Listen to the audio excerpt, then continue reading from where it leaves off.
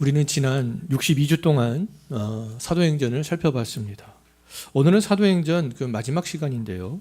사도행전은 예수님께서 말씀하신 그대로 성령의 역사로 말미암아 예루살렘과 온 유대와 사마리아 땅 끝까지 복음이 확장되는 그런 말씀이 되겠습니다. 지금까지 사도행전을 통하여서 살펴봤듯이 예수 그리스도의 복음은요, 성령으로 변화된 사람들에 의하여서 이제 유대인을 넘어서 이방인에게까지 그렇게 확장이 되었었잖아요. 복음이 확장된 곳에는 다 교회가 세워지게 되었습니다. 박해를 피해서 흩어진 예루살렘 성도들과 베드로를 비롯한 예루살렘 사도들과 바울과 바울의 동역자들이 또 복음을 증거하고 교회를 세워가는데 그 중심에 있었어요. 자, 오늘 본문은 이제 사도행전 그 28장 이제 마지막 시간인데요. 이제 전도 여행을 다니면서 복음을 증거하고 교회를 세웠던 이제 바울의 이제 마지막 그런 사역, 또 바울의 마지막 이야기가 되겠습니다. 우리는 이 사도행전 28장을 통하여서 하나님의 은혜로 이 광풍의 위기를 넘긴 그 바울이 이제 멜리데 섬과 이 로마에서 이제 마지막 사역을 하는 그런 모습에 대해서 우리가 좀 생각을 해보고자 합니다. 지난주 살펴본 것처럼 겨울을 좀 더 편하게 나기 위해서 알렉산드리아 배를 타고 미항에서 베닉스로 가던 276명은 유라굴라 그런 광풍을 만나게 되잖아요. 14일 동안 표류했던 276명 전원은 바울과 함께 하신 그 하나님의 은혜로 이제 멜리데 섬에 도착하게 됩니다.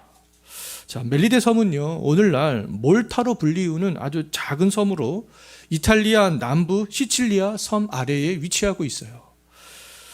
자, 광풍을 만난 이 알렉산드리아 배가 아프리카 대륙의 어떤 리비아나 이집트에 이르지 않고 또 이탈리아를 지나서 프랑스나 스페인 바다까지 가지 않고 이탈리아와 가장 가까운 멜리데 섬에 이르게 된 것은 하나님의 은혜라고 말할 수 있겠습니다. 광풍이 부는 가운데서도 그 배가 다른 데로 가지 아니하고 이탈리아와 가장 가까운 그 멜리데 섬에 도착하게 되잖아요.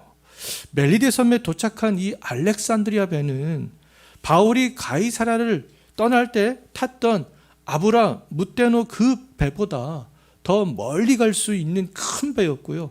더 안전한 배였습니다. 그럼에도 큰 광풍 앞에서는 무용지물이었잖아요. 알렉산드리아 배의 총 책임자였던 백부장 율리오도, 알렉산드리아 배의 주인이었던 그 선주도, 경험 많은 선장도, 일사불란하게 노를 저을 수 있었던 선원들도 광풍 앞에서는 두려워 떨어야 했고요. 삶의 의지마저 포기해야만 했습니다. 그런데 그 알렉산드리아 배에는 로마에서 하나님의 복음을 증거할 바울이 타고 있었잖아요. 하나님께 소명을 받은 바울이 그 배 안에 있었습니다. 하나님은 바울이 광풍이 불어오는 그곳에 있었기 때문에 배를 안전하게 그래도 지켜주셨던 거죠.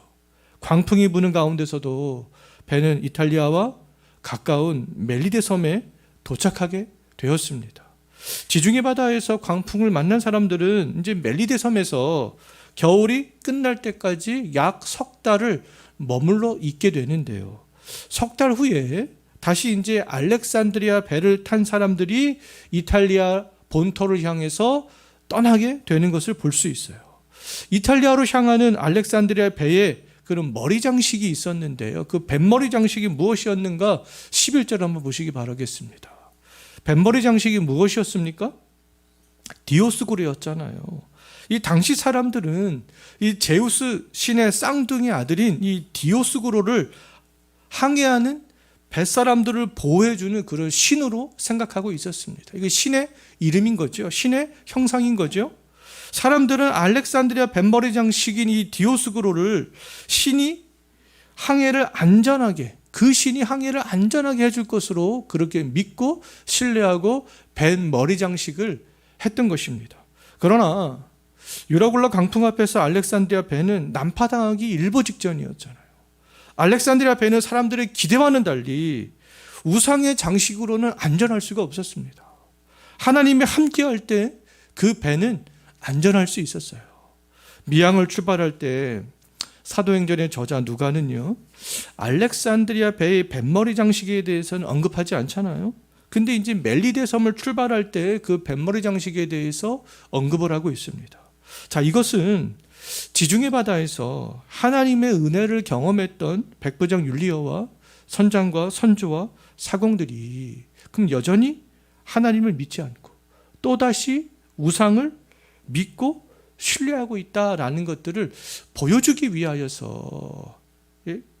그 멜리데 섬을 출발할 때 그 뱃머리 장식에 대해서 말하고 있는 것이 아니겠는가라고 좀 생각을 해볼 수 있겠습니다.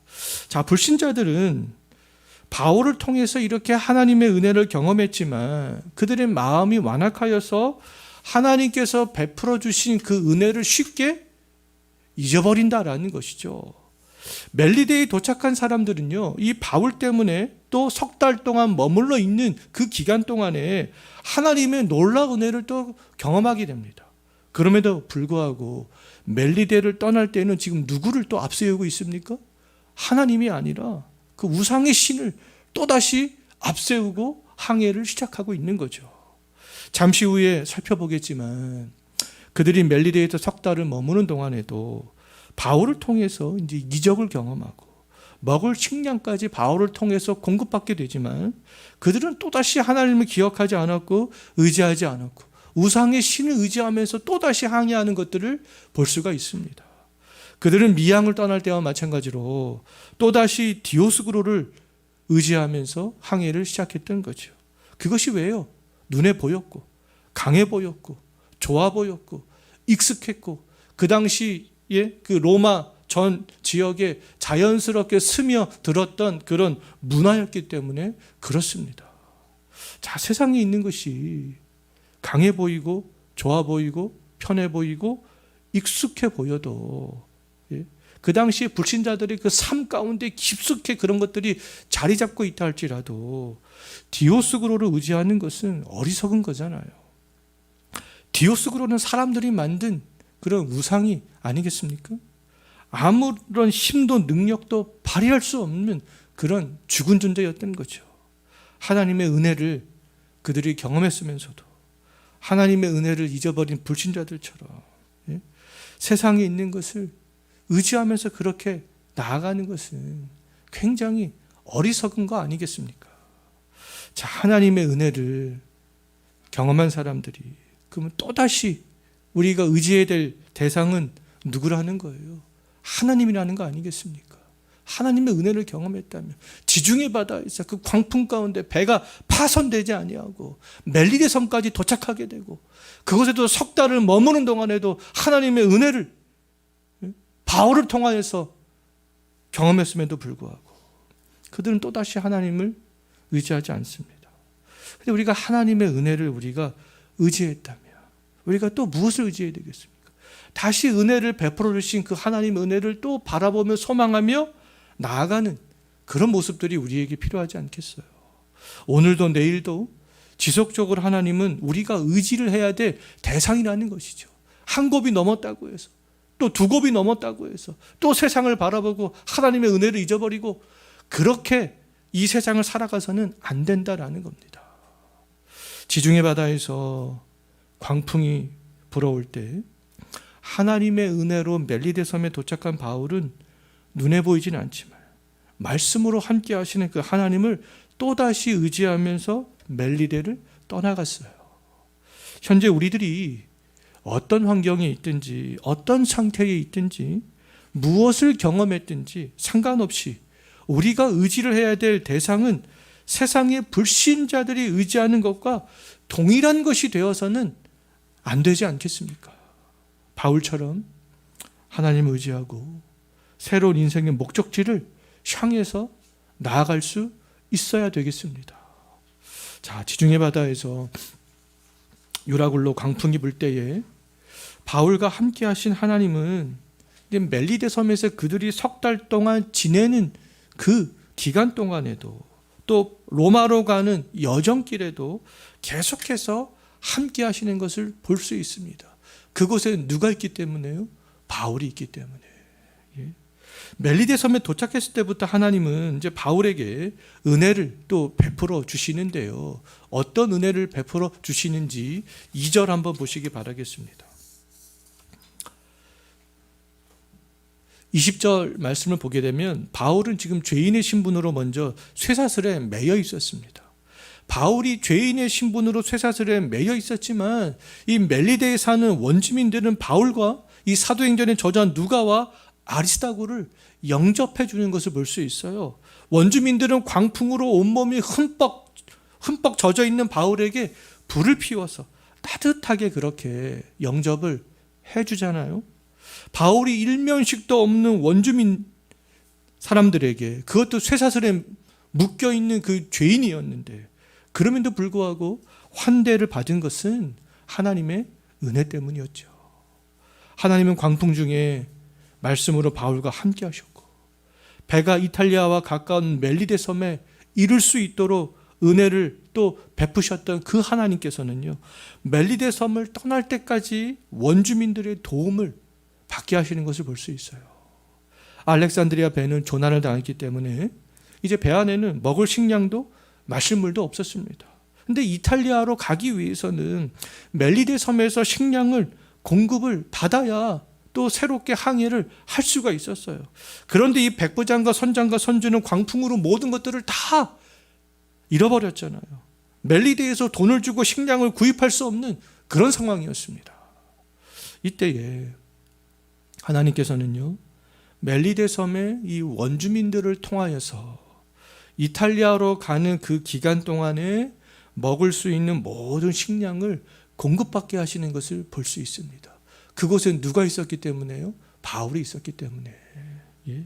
광풍 중에 하나님이 함께하는 바울 한 사람 때문에 배에 타고 있던 276명 전원이 살 수 있었듯이, 이 멜리데 섬에서도 바울 한 사람 때문에 276명 전원이 이탈리아에 가기까지 굶주리지 않고 식량을 공급받게 되는 것을 볼 수 있어요.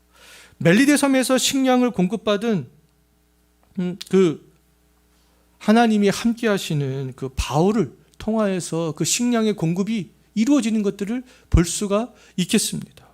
원주민들의 환대로 바울 일행이 불을 쬐고 있을 때 이제 독사 한 마리가 나타나서 나무 묶음에서 딱 나오는데요, 바울의 손을 물게 되는 것을 볼 수 있어요.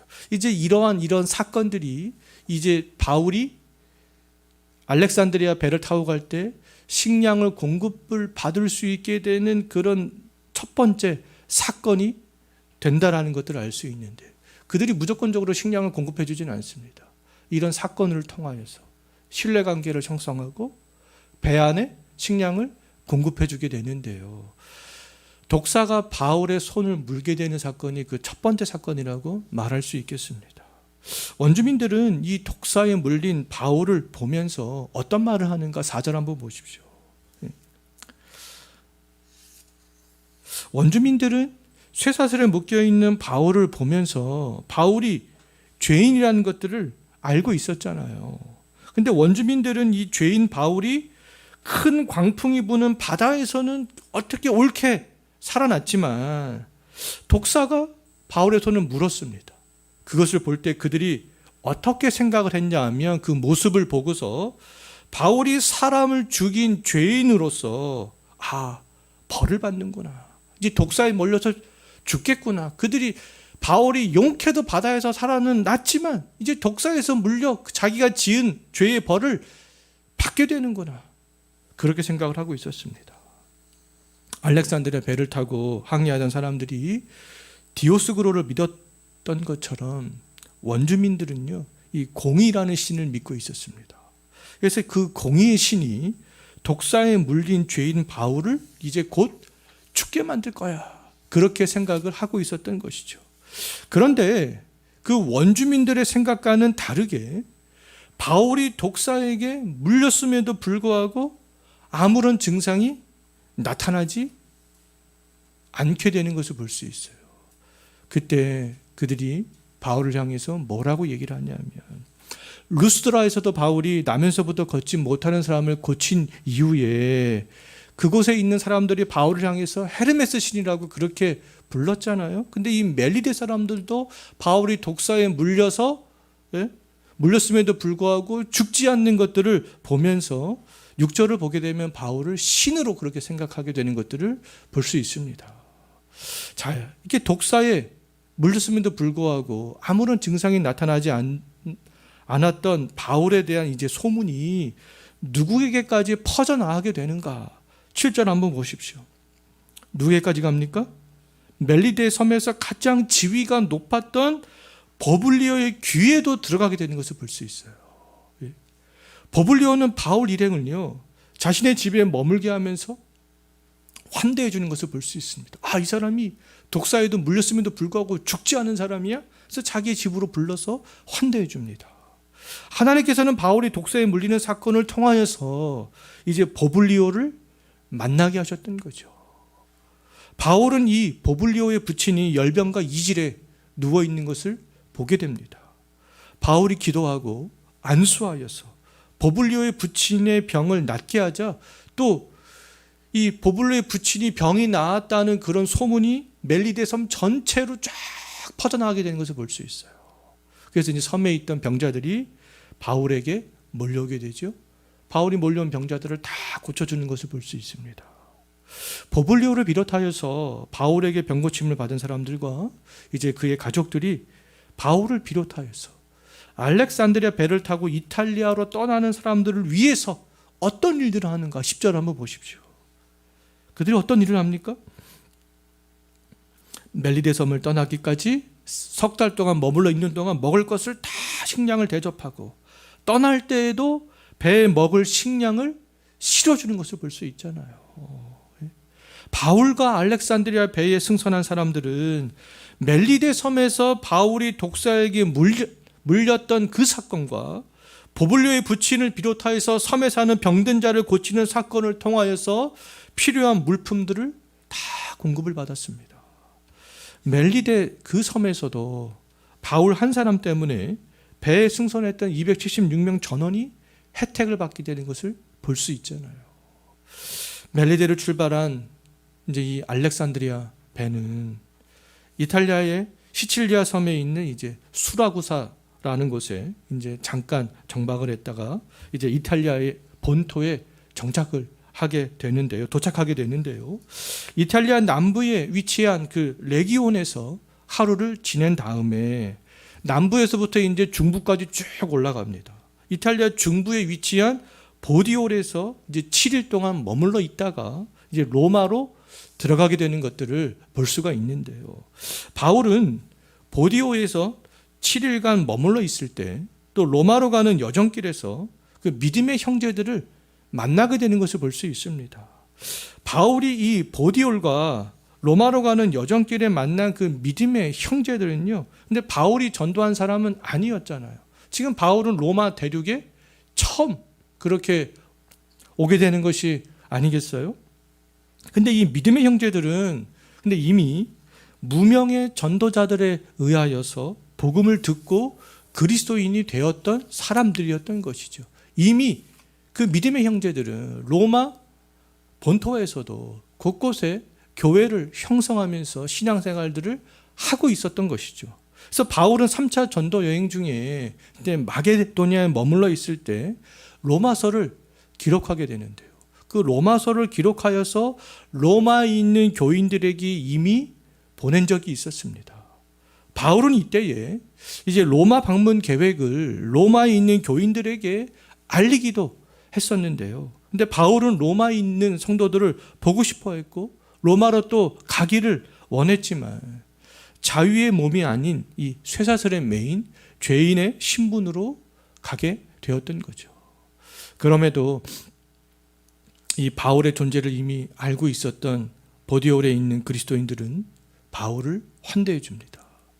로마에 있던 어떤 믿음의 형제들은요, 바울을 마중하기 위해서 수십 킬로를 달려오는 것들을 또 볼 수가 있어요.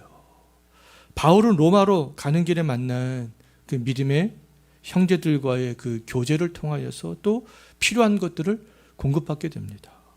또 그들과의 교제를 통해서 이제 담대함도 얻게 되는 것을 볼 수 있어요. 바울은 비록 죄인의 신분으로 결박을 당하여 로마로 가고 있었지만 믿음의 형제들의 환대로 쇠사슬에 매인 것을 부끄럽게 생각하지 않습니다. 아주 담대하게 생각해요.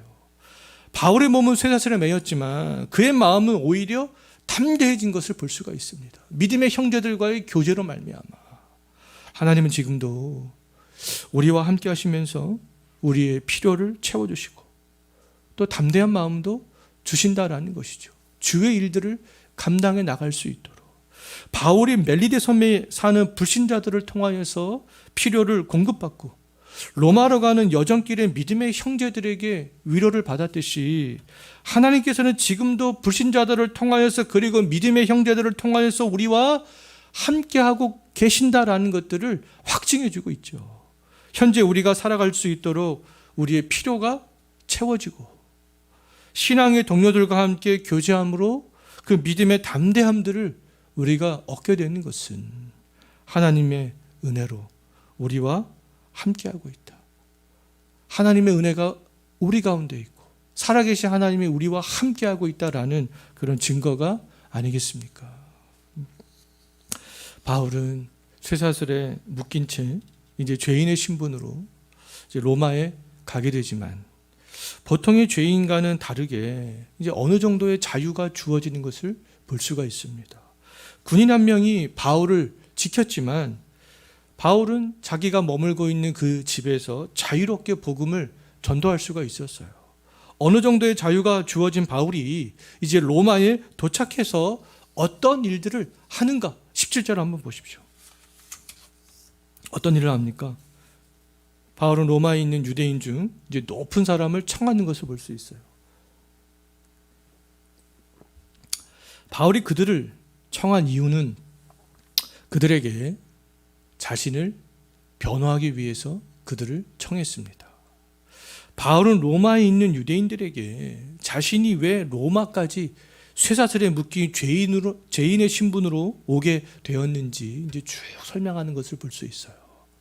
바울은 로마에 있는 유대인들도 예루살렘에 있는 유대인들이나 전도 여행을 다닐 때 바울을 괴롭게 했던 유대인들처럼 바울과 바울이 증거하는 복음에 대해서 그들도 부정적인 생각을 가지고 있을 것으로 생각했기 때문에 로마에 있었던 유대인들을 불러서 그들에게 자신을 변호하고 있는 것을 볼 수 있습니다.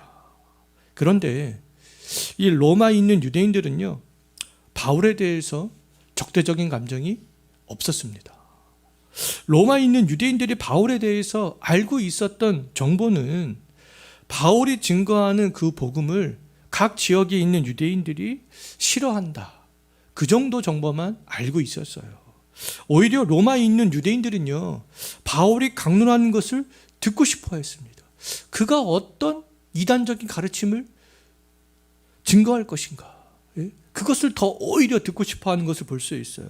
그래서 그들은 이 바울이 유숙하는 집에 이제 아침부터 저녁까지 계속되는 강론을 듣기 위해서 사람들이 많이 몰려드는 것을 볼 수 있습니다. 바울이 로마에서 유대인들에게 아침부터 저녁까지 강론했던 것은요, 새로운 이야기가 아니었어요. 오늘 본문 말씀을 보게 되면 지금까지 바울이 반복적으로 증거했던 예수 그리스도에 관한 복음이었습니다. 예수 그리스도를 통해서 시작된 하나님의 나라에 대한 말씀을 증거했고 모세와 선지자들이 예언했던 그분이 바로 예수 그리스도다라는 그 사실을 증거하는 것을 볼 수 있어요. 바울은 전도 여행을 다닐 때에 회당이든지 강이든지 길에서든지 사람들과 관계를 맺고 때로는 며칠 머물면서 때로는 몇 달을 머물면서 때로는 1년 이상 머물면서 주 예수에 관한 복음을 증거하고 또 증거하는 것을 볼 수 있습니다. 바울은 유대인들이 복음을 깨닫든지 깨닫지 못하든지 상관없이 복음을 지속적으로 증거했어요. 유대인들이 말씀을 거부할 때에는 이사야서 말씀을 기억했습니다. 백성들의 마음이 우둔해져서 너희가 듣기는 들어도 깨닫지 못하고 보기는 보아도 알지 못한다고 말한 이사야 선지자의 말씀을 기억하면서 바울은 유대인들이 복음을 거부할 때는 이방인에게로 나아가 복음을 증거한 것을 볼 수 있습니다. 바울은 유대인에게 복음 증거가 막히면 복음 증거를 포기하지 않았어요. 이 이사야 말씀을 기억하면서 또다시 새롭게 복음을 증거하기 위해서 이방인에게로 나아갔던 거죠.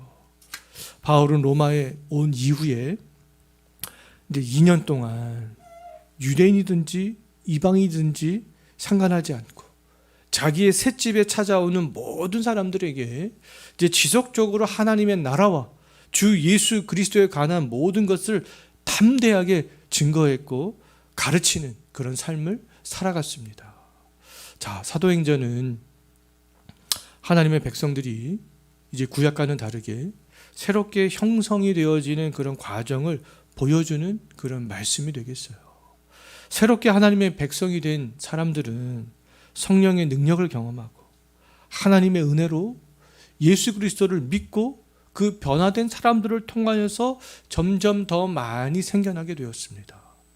이 사람들은요, 오순절에 다락방에 모여 기도할 때 성령을 받은 약 120명의 사람들과 예루살렘 교회의 박해를 피해 수많은 지역으로 흩어져 복음을 증거했던 무명의 신앙인들과 베드로를 비롯한 예루살렘의 사도들과 전도 여행을 다닌 그 바울과 함께 전도 여행을 다녔던 동역자들이었던 것이죠. 이 사람들을 통하여서 예수 그리스도를 믿고 새롭게 하나님의 백성이 된 사람들이 각 지역에 점점 더 많이 생겨나게 되었잖아요. 이 모든 사람들이 있었기 때문에 요엘 선지자가 말한 대로 남녀노소를 불문하고 신분의 차이를 뛰어넘어 유대인과 또 이방인의 차이를 뛰어넘어 하나님의 구원의 백성들이 이제 새롭게 각 지역의 교회를 중심으로 모여서 예배할 수 있게 되었던 거죠. 누가가 기록한 이 사도행전에 나오는 인물들을 통하여서 사도행전 1장부터 28장까지 완성이 되었다면 이제는 많은 신학자와 목회자들이 말하는 것처럼 우리들과 우리의 후손들이 예수님께서 재림하실 때까지 사도행전 29장, 30장, 31장, 100장, 1000장 계속해서 써 내려가야 한다라는 것이죠. 그러나 사도행전을 써 내려가는 것은 쉽지 않습니다. 말하기는 쉽습니다. 이제는 우리가 사도행전 29장, 30장, 31장, 100장, 1000장을 써 내려가야 합니다. 이렇게 말하기는 쉬워요. 그런데 사도행전을 통해서 우리가 살펴봤듯이 사도행전을 써 내려간다는 것은 굉장히 어렵습니다. 왜냐하면 고난과 박해가 뒤따르기 때문에 그래요. 세상 사람들과는 다른 방식으로 삶을 살아가야 하기 때문에 그렇습니다.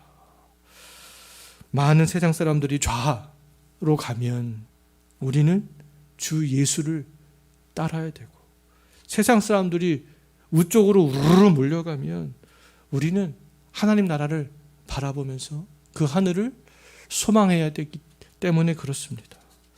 때문에 사도행전을 새롭게 써 내려가기 위해서 우리에게 필요한 것은 세상 사람들이 붙들고 의지하려고 하는 것들을 붙들지 않고 의지하지 않는 것이죠.